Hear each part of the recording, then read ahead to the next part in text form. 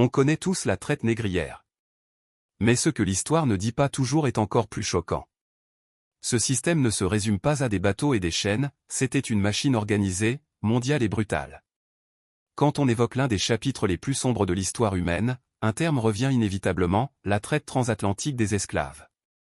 Pendant des siècles, des millions d'hommes, de femmes et d'enfants ont été arrachés à leurs terres, séparés de leurs familles et contraints à une vie de souffrance dans des conditions inhumaines. Mais au-delà des images que l'on connaît, cette histoire est souvent résumée, simplifiée, et parfois mal comprise. Ce que l'on apprend généralement ne représente qu'une partie de la réalité. Car derrière ce système se cachait une organisation mondiale, structurée et profondément ancrée dans des intérêts économiques et politiques. Ce n'était pas seulement une tragédie humaine, c'était aussi un mécanisme complexe qui a transformé durablement plusieurs continents. Mais il y a encore plus troublant.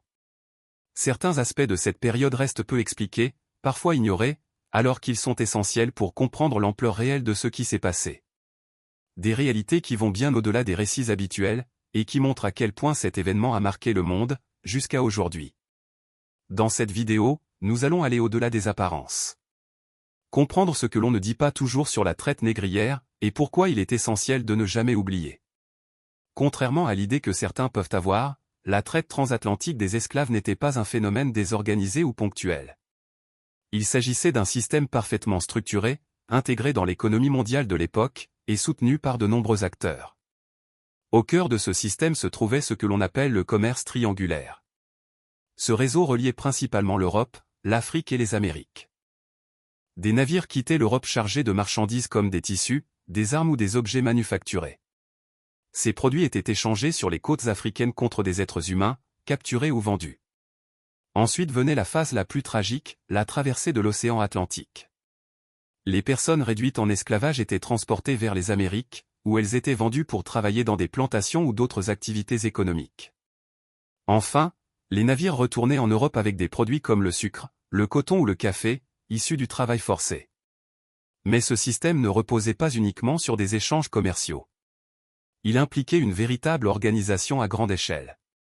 Des marchands finançaient les expéditions, des autorités régulaient ou autorisaient certaines activités, et de nombreux intermédiaires participaient à chaque étape. Ce qui rend cette organisation encore plus marquante, c'est sa durée. Ce système a fonctionné pendant plusieurs siècles, ce qui montre à quel point il était profondément ancré dans les structures économiques et politiques de l'époque. En réalité, la traite négrière n'était pas seulement une série d'événements isolés, mais un mécanisme global, pensé pour maximiser les profits au détriment de millions de vies humaines. Lorsque l'on parle de la traite transatlantique des esclaves, beaucoup imaginent des voyages difficiles, mais la réalité allait bien au-delà de ce que l'on peut facilement concevoir. Les conditions de transport étaient d'une brutalité extrême, souvent sous-estimée dans les récits simplifiés de l'histoire. La traversée de l'océan Atlantique, souvent appelée le passage du milieu, pouvait durer plusieurs semaines, voire plusieurs mois. Pendant ce temps, les personnes réduites en esclavage étaient entassées dans les cales des navires, avec un espace extrêmement limité. Elles ne pouvaient ni se tenir debout correctement, ni se déplacer librement. L'air y était lourd, étouffant, et les conditions d'hygiène quasiment inexistantes. Le manque de nourriture et d'eau rendait la situation encore plus difficile. Les maladies se propageaient rapidement dans cet environnement clos, aggravé par la promiscuité et l'absence de soins adaptés. Beaucoup de personnes ne survivaient pas à ce voyage, ce qui montre à quel point ces conditions étaient inhumaines. Mais au-delà des conditions physiques, il y avait aussi une souffrance psychologique immense. Être arraché à sa famille, à sa culture et à son identité, sans savoir ce qui allait arriver, créait une détresse profonde.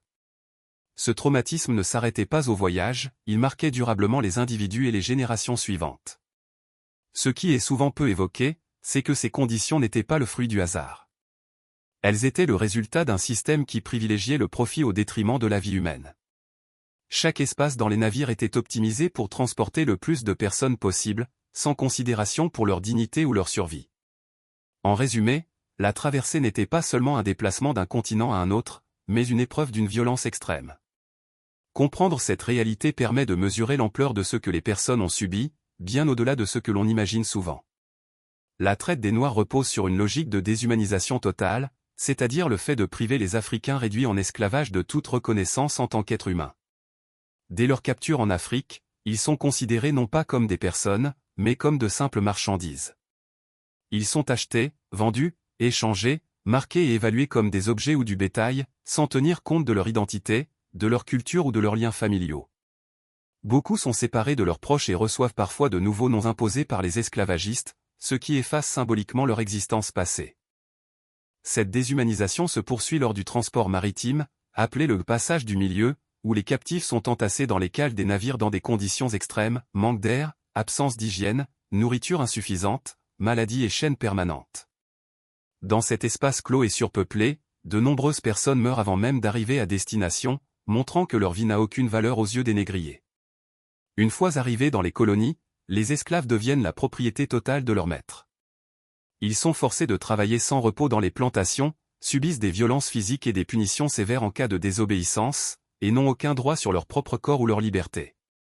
Leur existence est entièrement contrôlée, ce qui efface toute dignité humaine. Pour justifier ce système, une idéologie raciste est mise en place afin de convaincre que les Africains seraient inférieurs.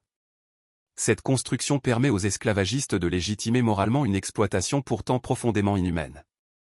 La traite des Noirs a laissé des traces profondes dans les sociétés modernes, notamment à travers les inégalités sociales et économiques. Les populations issues de l'esclavage ont souvent été marginalisées, avec moins d'accès à l'éducation, aux richesses et aux opportunités économiques, ce qui a créé des déséquilibres qui persistent encore aujourd'hui. Ensuite, cet héritage a aussi eu un impact sur les représentations et les mentalités. Pendant des siècles, des idées racistes construites pour justifier l'esclavage ont continué d'exister. Même après l'abolition, ces stéréotypes ont influencé la manière dont certaines populations ont été perçues et traitées, entraînant des discriminations qui existent encore dans certains contextes. On retrouve également un impact important dans la mémoire collective et l'identité culturelle. La diaspora africaine, issue de la traite, a dû reconstruire son identité dans des conditions difficiles, en créant de nouvelles cultures mêlant héritages africains et influences des pays d'accueil.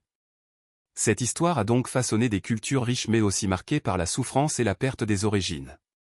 Enfin, la traite des Noirs reste aujourd'hui un enjeu de mémoire et de reconnaissance historique. De nombreux débats existent sur la réparation, la justice historique et la reconnaissance des crimes de l'esclavage.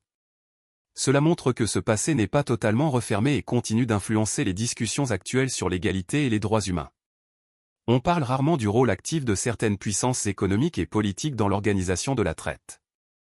Ce système n'était pas improvisé, il a été structuré, financé et encouragé par des États, des compagnies commerciales et des réseaux organisés, ce qui montre qu'il s'agissait d'un véritable système économique mondial. Ensuite, on évoque peu la résistance des Africains réduits en esclavage. Pourtant, beaucoup ont résisté de différentes manières, révoltes sur les navires, fuites, sabotage du travail dans les plantations, ou encore maintien des traditions culturelles malgré la répression. Cette résistance montre que les esclaves n'étaient pas seulement des victimes passives, mais aussi des acteurs de leur survie et de leur dignité. Un autre aspect souvent peu abordé est la continuité des injustices après l'abolition. Même après la fin officielle de l'esclavage, les anciens esclaves et leurs descendants ont souvent continué à subir des discriminations, des inégalités économiques et sociales, et une exclusion de certains droits fondamentaux. Enfin, cette partie insiste sur le fait que la mémoire de la traite est parfois incomplète ou mal enseignée. Certains récits minimisent son ampleur ou ses conséquences, ce qui empêche une compréhension totale de cet épisode historique. Pourtant, reconnaître toute la vérité est essentiel pour construire une mémoire juste et apaisée. La traite transatlantique des esclaves est bien plus qu'un chapitre d'histoire. C'est une réalité qui a façonné le monde moderne. Comprendre ce qui s'est réellement passé, c'est aussi rendre hommage aux millions de vies touchées et ne jamais oublier. Si cette vidéo t'a appris quelque chose, abonne-toi à Buzz Info pour découvrir des vérités que l'on ne t'explique pas toujours. Dis-moi en commentaire, penses-tu que l'histoire est assez bien enseignée aujourd'hui ? Comprendre l'histoire, c'est comprendre le monde d'aujourd'hui.